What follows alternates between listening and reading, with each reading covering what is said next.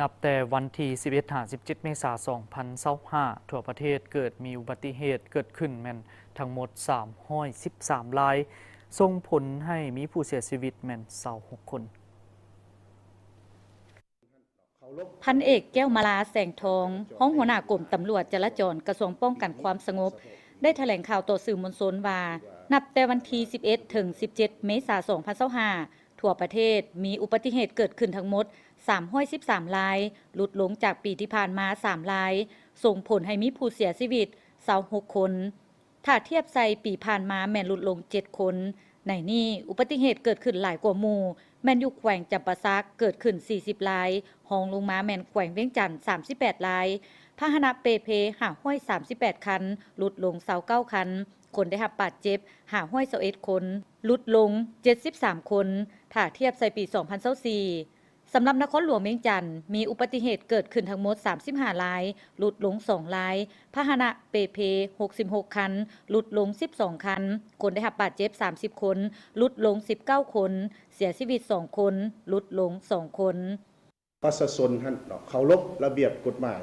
การจราจรได้ดีหลายในช่วงปีนี้เนาะเฉพาะปีนี้เนาะคือว่าต่างหน้ากรมตำรวจจราจรนี่ก็เห็นได้ว่าเป็นอันดีหลายที่ประชาชนเข้าใจระเบียบกฎหมายในนั้นก็ยังมีจำนวนหนึ่งเนาะก็ยังบ่ทันได้ปฏิบัติได้ต่อกับระเบียบการจราจรทางบกนี้ก็พาให้เกิดมีการละเมิดกฎระเบียบจราจรเนาะ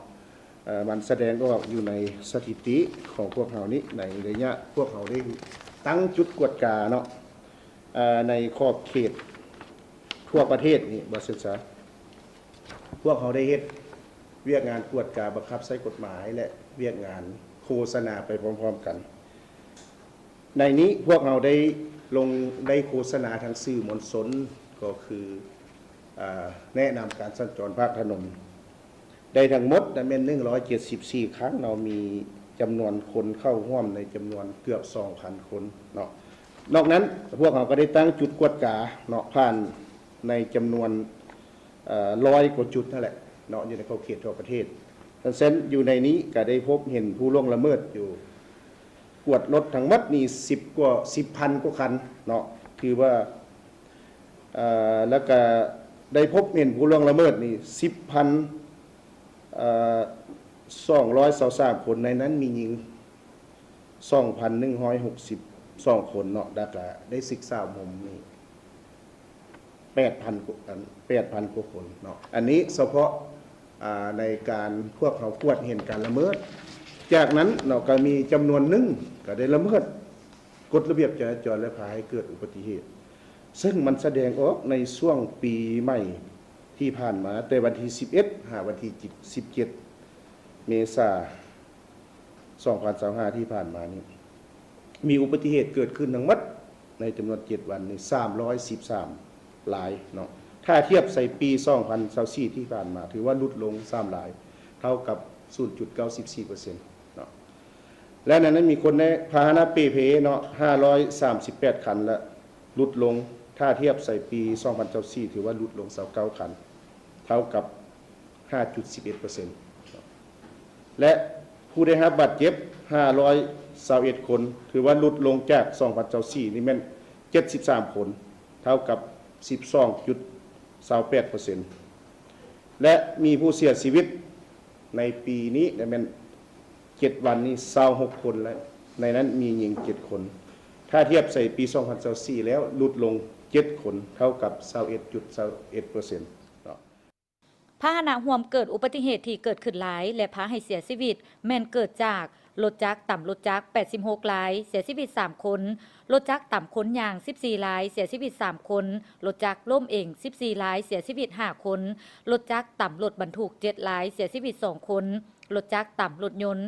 85รายเสียชีวิต3คนรถจักรต่ำกำแพง3รายเสียชีวิต1คนรถจักรต่ำรถถีบ7รายเสียชีวิต1คน รถจักรต่ำรถจักรและต่ำรถยนต์3รายเสียชีวิต1คนรถจักรต่ำลักมาลาย1รายเสียชีวิต1คนรถยนต์ต่ำรถยนต์29รายเสียชีวิต1คน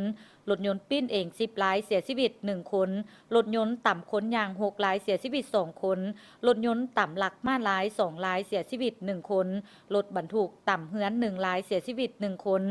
สาเหตุที่พาให้เกิดอุบัติเหตุส่วนใหญ่แม่นมาจากการดื่มสิ่งมึนเมามี75กรณีเท่ากับ 23.96 ส่วนห้อยเสียชีวิต14คนเท่ากับ 53.84 ส่วนห้อยขี่รถใส่ความไว109กรณีเท่ากับ 34.82 ส่วนห้อยเสียชีวิต8คนเท่ากับ 30.76 ส่วนห้อยบ่ปล่อยซิด50กรณีเท่ากับ 15.97 ส่วนห้อยเสียชีวิต3คนเท่ากับ 11.53 ส่วนห้อยสิงห์บ่รับประกัน31กรณีเท่ากับ 9.90 ส่วนห้อยเสียชีวิต1คนเท่ากับ 3.84 ส่วนห้อยเปลี่ยนทิศทาง39กรณีเท่ากับ 12.46 ส่วนห้อยและเทคนิค9กรณีเท่ากับ 2.87 ส่วนห้อย